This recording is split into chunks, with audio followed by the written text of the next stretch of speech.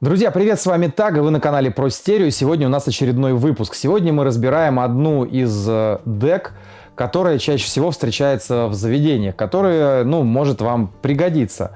Как ни странно, несмотря на то, что сейчас 2020 год, а у компании Pioneer уже вышла новая дека CDJ 3000, которая как бы уже вовсю продается, вы не перестаете писать про то, что мы хотим узнать полное устройство и функционал вот этой самой деки, потому что, на самом деле, они, наверное, простоят еще долго. А также, как это было с CDJ 1000, скорее всего, эта дека уйдет на вторую линию бэушного фронта, то есть, когда вы будете покупать их за бесценок на Авито.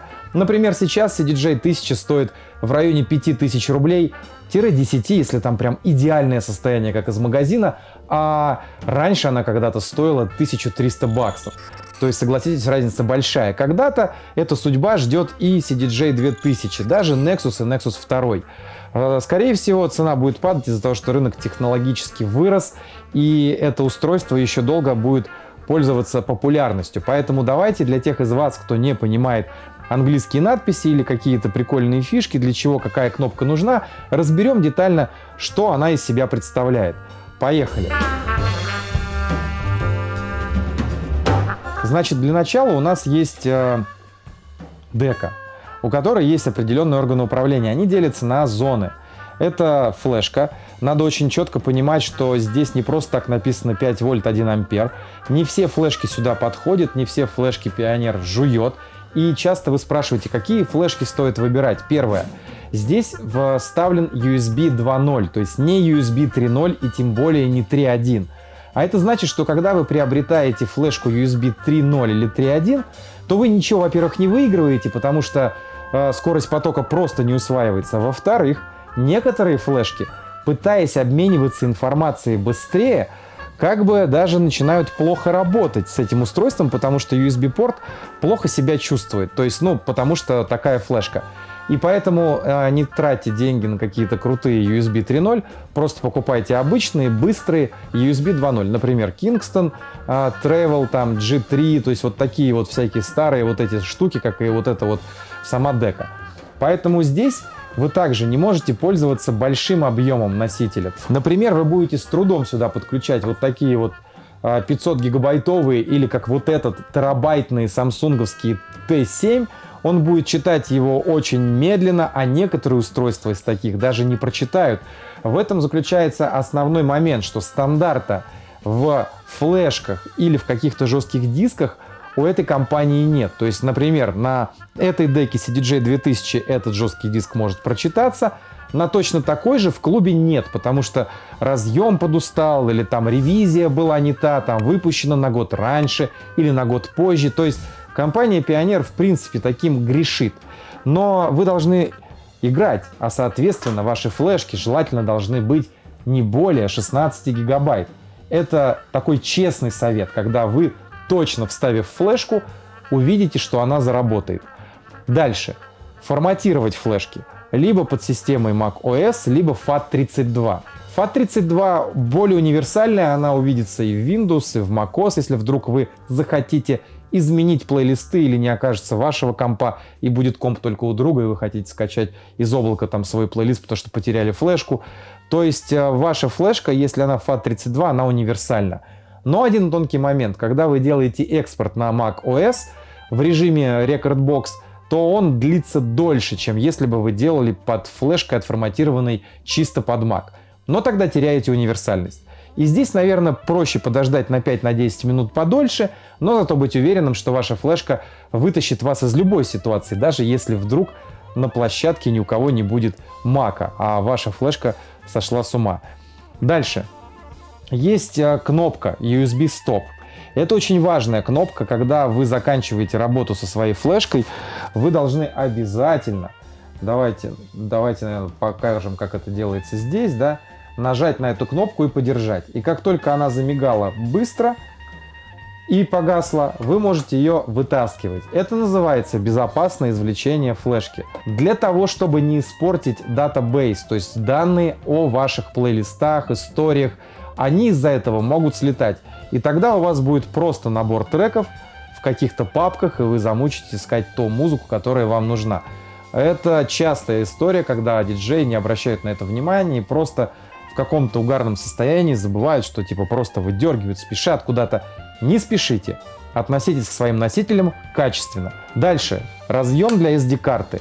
Очень много споров на эту тему, почему-то, хотя не знаю, о чем спорить, но камера, которая сейчас меня снимает, записывает на SD-карту. И в принципе SD-карты, как и компакт-флеш и прочие носители, гораздо более выносливые, качественные, сбитые, четкие, нежели обычные USB. Поэтому мой совет — играть вообще на SD-картах.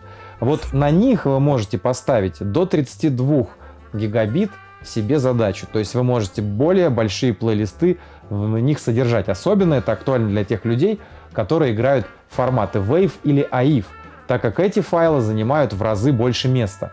Здесь есть микролифт. Бывает проблема, что он сломан, потому что у Pioneer он живет какое-то количество раз. И если дека стоит в клубе, где все резиденты играют в SD, то у вас может оказаться проблема, что он подзаедает. Поэтому всегда все-таки держите свою библиотеку на запасной флешке, если даже вы играете на SD. SD-карта очень быстрая, она качественная, то есть это то, что работает более четко, чем, еще раз повторюсь, USB-флешка. Следующий орган — это Hot-Q. Это для того, чтобы, давайте включим какой-нибудь трек, прогрузился, для того, чтобы ставить, допустим, какие-то метки. Для того, чтобы поставить метку, надо сначала нажать Rec и Call. Rec — это запись, Call — это вызов. Соответственно, мы записываем, нажимаем, у нас загорелись они красным, мы нажимаем кнопку А, у нас она записалась. Все. Мы видим, что точка создана. Дальше, например, мы хотим сделать это, ну, допустим, на другом куске. Допустим, вот здесь. Выставили точку и нажимаем кнопку B. Точка поставилась. И, например, мы хотим сделать это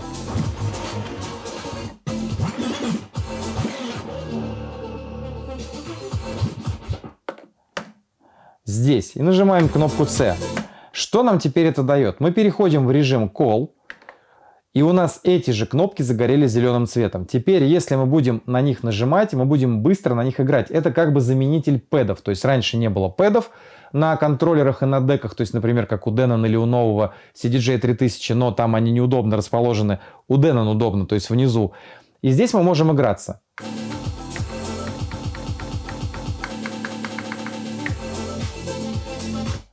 Это один из, скажем так, интересных инструментов, потому что, разбив какой-то кусок вокала или какой-то шум, вы можете вставлять его на следующий трек и играться, как будто вы реально делаете ремикс. Следующая история — это реверс. Оно проигрывает ваш трек в обратном направлении, что тоже можно использовать, особенно на вокальных партиях. Очень звучит прикольно. Следующие кнопки — это перемотка треков, то есть следующий трек, следующий. Изменяется это вот здесь.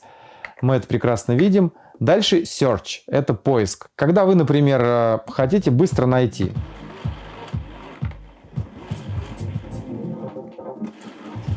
При помощи джога, то есть мы нажимаем кнопку и при помощи джога ищем. Если хотите медленный поиск, то можно делать вот так. Просто так будет немножко медленнее. Следующее — это Q и Play и пауза. То есть этой кнопкой мы выставляем точку. Q нам подсказывает, что если мы хотим точку здесь, то мы нажали, и она поменялась. Если, например, мы, допустим, отмотали куда-то в другое место,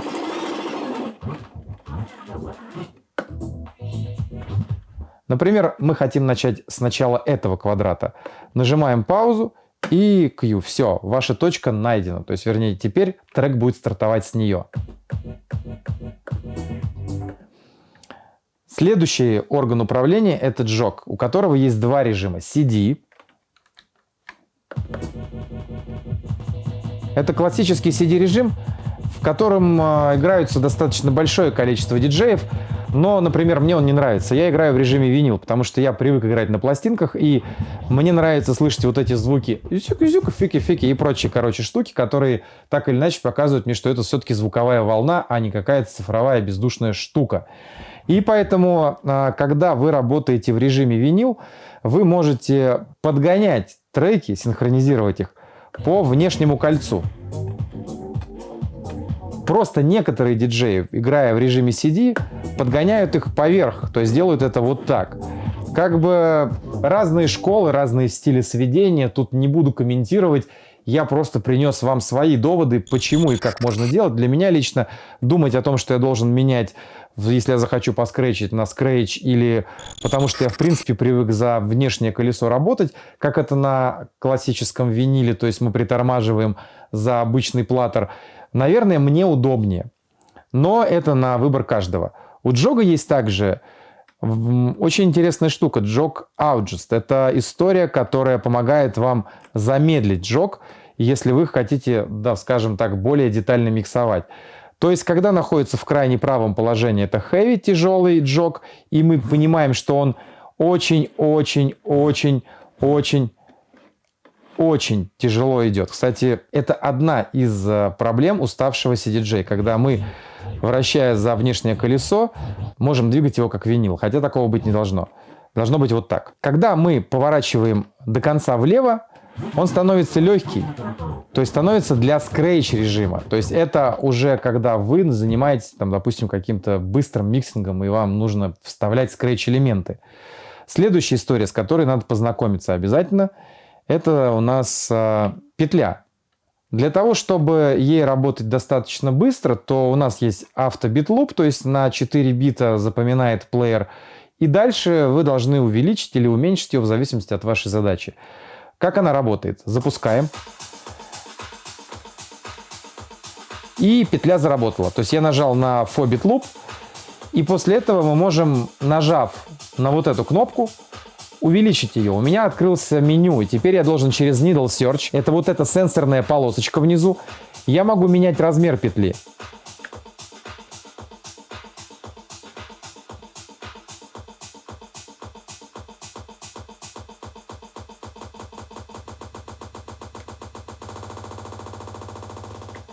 И вот так мы из нее выходим. Также есть ручная петля, когда вы делаете это руками. In и out. К этой штуке надо привыкать. Это технология, которая досталась вот этой деке аж из 1993 года. Но сейчас уже другие века, и есть более удобные луп-режимы, такие как, например, на контроллерах Pioneer, там любой практически среднеразмерной и большой серии, а также есть на Traktor, на Native Instruments или на устройствах компании Denon. Гораздо удобнее, когда луп нажимается одной кнопкой и сразу есть кнопки, которые регулируют в плюс или в минус, не думая о том, что вы должны нажать сначала сюда, потом увидеть цифры, потом вспомнить, какой же вы хотите размер, квадрат или 2 квадрата. В общем, смысл такой, что гораздо удобнее, когда управляется как на Native Instruments или на Denon DJ. Это самый идеальный вариант. На втором месте стоит контроллеры компании Pioneer, у которых есть кнопка большая, и под ней сразу 2 кнопки, регулирующие размер, что можно сделать очень быстро. Потому что вы должны понимать, что петля — это очень крутой инструмент, и вы можете делать им невероятные вещи.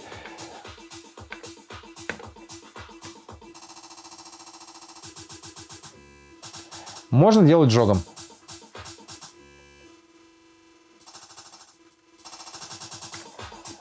Это все ваши творческие инструменты, которые так или иначе вам позволяют, ну, скажем так, креативить и отличаться от других. Поэтому вы должны понимать, что это тоже важно. Дальше. Есть еще один интересный орган управления. Это memory. То есть штуки, которые позволяют вам поставить точку. Видите, поставилась красненькая точка. Это я, например, захотел сделать где-то еще, там, допустим, красную точку. Сейчас, допустим, вот здесь. И точно так же сделал память на эту точку. Для того, чтобы это сделать, вам обязательно надо поставить Q. То есть только в этом режиме она заработает. Допустим, вы хотите еще точку сделать, ставите Q и нажимаете Memory. у вас еще одна точка. Для чего это надо? Например, вы разметили ваши треки. Давайте для чистоты эксперимента, допустим, промотаем, ну вот сюда вот, да. И вы ставите Q и ставите memory. После этого у вас появилось 4 memory. И вы можете размечать ваши треки на те моменты, где у вас там самые прикольные брейкдауны, дропы или грув запускается, или удачный квадрат для сведения. То есть то, что вам поможет так или иначе сразу оказаться на том фрагменте вашего трека, который вам необходим. Путешествовать по memory Q очень просто. Вы нажимаете вот на эти кнопки Call, и они прямо по ним путешествуют. Лайфхак для тех, кто из вас играет до сих пор на CDJ 1000. Если вы пользуетесь дисками, то, вставив обычную SD-карту, запомнив memory Q, когда вы будете вставлять трек, уже прогруженный один раз, а на котором будет стоять хотя бы одна memory Q, ваша waveforma будет прогружаться вот так, моментально. И это очень круто. Это старая технология, но она иногда может вам пригождаться, потому что разметка трека — это все-таки тоже важно. Дальше. Кнопка Unlock and Lock — это если, например, у вас играет диск, и вы держите ее в Unlock, то при выбросе диска диск не выбросится. Если он у вас заблокирован, Unlock — это разблокировано, Lock — это заблокировано. То есть, когда у вас стоит Lock, если вы нажимаете «Выброс», то ничего не происходит. Играющий диск останется внутри и продолжит играть. Если у вас разблокировано, то, нажав в каких-то ярких моментах вашего микса кнопку «Выброс», «Eject», ваш диск выскочит, и люди останутся без музыки. А вы останетесь с помидорами и яйцами на лице. В общем, дальше. Есть такая штука, как Vinyl Speed Adjust. Это интересная вещь, которая позволяет вам регулировать вот такую штуку. Пу. Такая же штука релиз, которая позволяет вам красиво стартовать.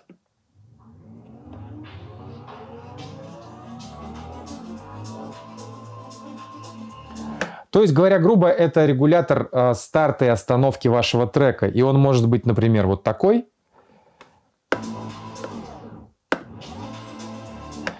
Такая некая имитация пластинки. Это прикольно, кстати, иногда применять в эффектах. Дальше кнопка Jog Mode, о ней уже поговорили. Потом идет темпо. В некоторых устройствах она называется Tempo Range или просто Range. Это история, когда вы выбираете, какой шаг у вашего питч-фейдера будет задействован. То есть, например, сейчас стоит плюс-минус 10. Смотрим вот сюда. Я могу менять плюс-минус 16, white — это 100% остановка, и плюс-минус 6 — это типа самый максимальный такой тонкий шаг. Давайте посмотрим, как это работает. Видим, да? Поменяли. Уже больше шаг. Еще больше. И полностью остановился.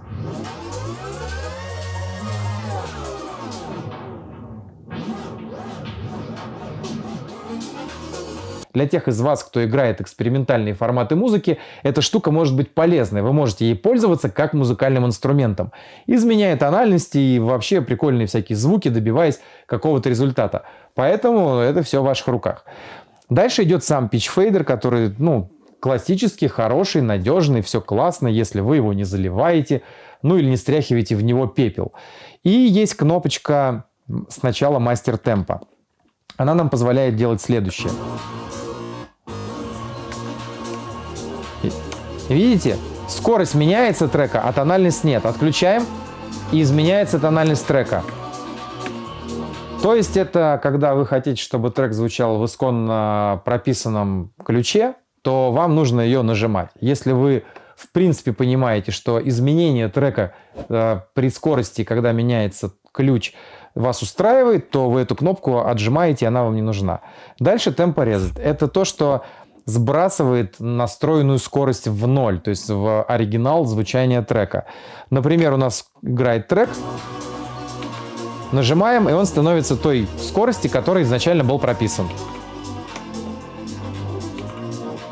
Давайте теперь разберем верхние кнопки плеера. Для чего они и что они вообще значат. В основном это управление меню, о нем мы поговорим сейчас попозже, а также управление браузером. Браузер — это то, что составляет вашу библиотеку и путешествие по ней. Давайте посмотрим, как это выглядит. Кнопка Back позволяет вам возвращаться в режиме, в какие-то до, которые вы уже нажали. Например, есть история, вот это уже сегодняшняя история, то, что у меня отыграло. Я могу также вернуться обратно, могу выбрать плейлист, который у меня был создан. Также, нажимая на этот рогалик, вы выбираете трек, и он прогружается. Пока он мигает, он не прогружен. Как только перестает, он прогружен. Дальше вы можете также видеть и фиксировать тег трек, либо удалять его.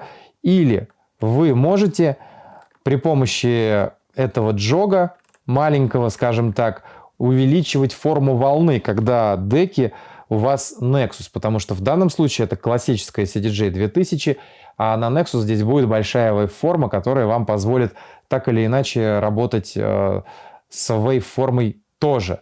И тогда этот рогалик станет для вас еще одним интересным значением. Дальше. Есть кнопка Link. Мы можем проверить ее вот на этом плеере, потому что провода залинкованы. У вас должен быть подключен обычный LAN. Нажимаем Link, и мы видим здесь все то же самое, что есть на этой флешке. Точно так же плейлист, который у нас был заготовлен, это все оттуда. И будет музыка играть именно отсюда. Особенностью Pioneer является даже в CDJ 3000 невозможность прогружать трек внутрь. Это большой минус для современных лет. Поэтому, если вдруг у вас с флешкой что-то случится, то вы просто-напросто потеряете свой сет. Как это происходит?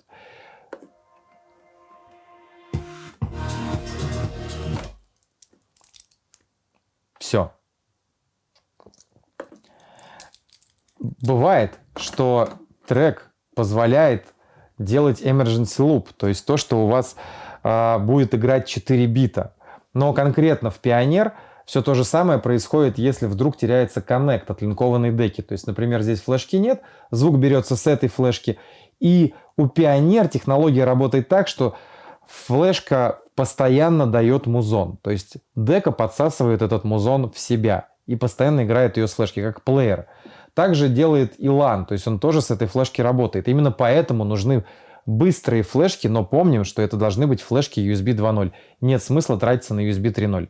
Теперь давайте пройдемся по меню. Browse, тег-лист, дальше информация о лейбле, в данном случае ее нет, и меню, которое позволяет вам, скажем так, настроить ваш плеер. Для того, чтобы в него зайти, надо нажать на меню и подержать. И здесь мы можем включить или отключить квантизацию. Как это делается? Нажимаем, мы переходим в соседний столбик и просто включаем или отключаем. Дальше автоматический уровень точки, то есть это уровень, по которому плеер находит первую точку. Дальше. Hit Setting — это настройка соединения стандартный или Advanced, это соединение с компом, если вы захотите играть, например, на Rekordbox или Serato или Traktor. Дальше вы выбираете MIDI-канал, язык можно выбрать абсолютно разный, китайский, испанский, итальянский, английский, но мы остановимся на русском. Artwork, Tag-List On, это чтобы показывало вам здесь картинку, информация по треку, трек-инфо плюс comments, вы можете все это регулировать. Дальше Library Creator, вы можете видеть это в папках, можете видеть это как бы в библиотеке. History Name, вы можете менять ее, как вы хотите, то есть не History, а там My Play там, или My Game, там, в общем, как вы хотите, так и назовете. Jog, яркость джога, видим, что он меняется. На самом деле выбор небольшой, тусклый, яркий и выключить. Дальше индикатор джога. Можем включить, можем выключить. Дальше у нас Digital Out 24 бита или 16. Выбираем 24. Дальше плеер номер такой-то. Ставим автоматический. Link status Connected. Auto Standby. Дальше LCD. Настройка яркости вашего экрана. Видим, как это работает. 5 ступеней. Дальше Screensaver. Ставим On. И версия прошивки. Из этого состоит все меню. Дальше есть еще одна кнопка, о которой надо точно знать. Это кнопка Time Mode и Auto Queue. Первое, что мы должны понимать, что когда у нас играет трек, мы видим время, и это время идет на прибавление. Если мы хотим увидеть, сколько осталось до конца трека, мы нажимаем на эту кнопку быстро. И тогда меняется время, и мы видим надпись Remain. И после этого у вас показывает, сколько осталось до конца трека. Если мы нажмем и подержим на эту кнопку, то вот здесь пропала кнопка Q. Давайте еще раз нажму и подержу. И она появилась. И вот еще раз нажму и подержу, и она пропала. Это кнопка, которая отвечает за остановку трека после того, как он закончится. То есть включится следующий трек на воспроизведение или нет. Если она отключена, то все, что у вас есть на диске или на флешке, будет просто проигрываться. Если она включена, то будет автоматически выставляться точка, которую вы задали в меню, режимом, про который я выше рассказал. А если вы хотите узнать, как правильно подключать CDJ 2000 и вообще технику, то вы можете пройти по вот этой ссылке, которая точно так же вам поможет узнать немножечко больше. Надеюсь, эта информация была вам полезна, и вы подписались на канал, поставили лайк, прожали колокольчик, для того, чтобы получать новые выпуски от нас, которые выходят каждую неделю несколько раз. А для тех из вас, кто хочет хорошо научиться играть, у нас существуют специальные мастер-классы о диджеинге, большие, серьезные, такие со всякими лайфхаками и фишками от профессионалов. Вы сможете на них попасть, пройдя по полезным ссылкам под этим видео. Ну и с вами был Таган на канале Pro Stereo. Увидимся в следующем выпуске.